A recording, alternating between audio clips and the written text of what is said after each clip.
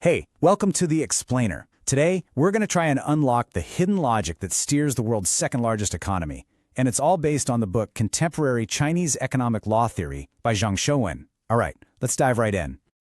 So this is the big question, right? How do you use law to guide a massive, unbelievably complex economy without completely breaking it? I mean, we're talking about a system of just incredible scale. So the answer, well, it's not simple. It's a delicate and often pretty precarious balancing act. Okay, so to really get our heads around how China pulls this off, we first need to understand this one fundamental tension that's sitting right at its very core. And look, this isn't just some dry economic debate about regulation versus the free market. No, this is a deep, deep philosophical conflict that has shaped and, continues to shape every single policy decision they make. So you might be wondering, how do they actually manage this conflict day to day? Well, the book points to this really powerful theory that helps explain the logic underneath it all. It's something called the dual movement. Think of it like this. The theory basically says the economy is a kind of living, breathing system. For every action that pushes for more free markets and more competition, there's an equal and opposite reaction demanding social protection and government intervention to keep things stable. So yeah, it's this perpetual tug of war. On one side, you've got this force, right? Marketization. It's all about driving efficiency, growth, and competition. But on the other side, you've got this powerful counter-movement that's pulling back, demanding stability, social safety nets, and protection from all that creative destruction. Now, this dual movement thing, it pops up all over the economy. But the author makes a really strong case that one particular relationship is more critical than all the others put together.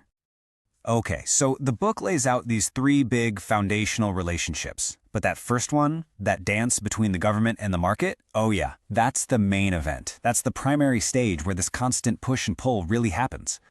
And this really gets to the heart of it. The crucial point here is that Chinese economic theorists believe that if you can get this one relationship right, that balance between the state and the market, that is the absolute key to unlocking successful, sustainable, long-term economic development. So how do you navigate something this complex? Well, you're going to love this. Modern theorists are actually looking back in time, way back, for a guy that's surprisingly relevant today.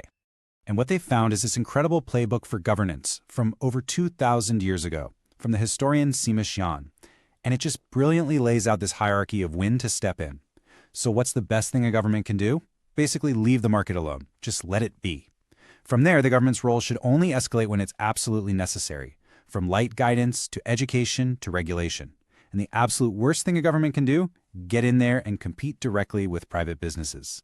And this isn't just some historical curiosity. This ancient philosophy is directly feeding into the modern debate, and it's sending a really clear message. The default position, the starting point, should always be to just let the market do its thing.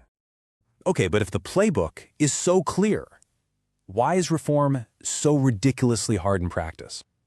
It's a great question, and the book points to this historical trap that China just seems to get caught in over and over again.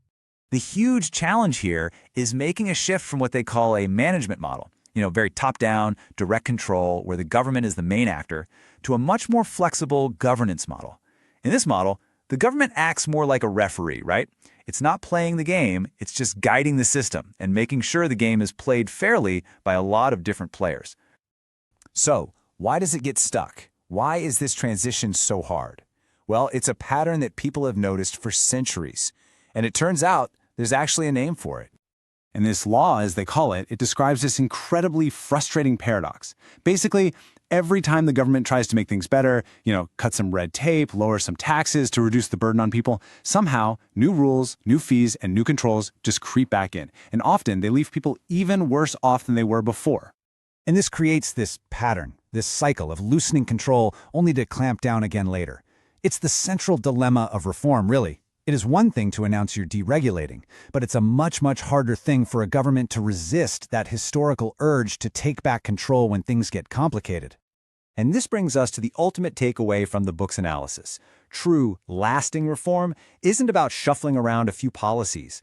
It's about the government itself having what the book calls a self-revolution.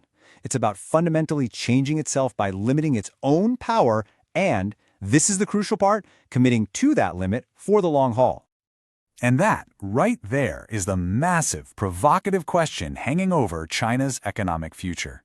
It really makes you wonder, after centuries of this same loop, is this the time the cycle finally gets broken? Or is history just doomed to repeat itself?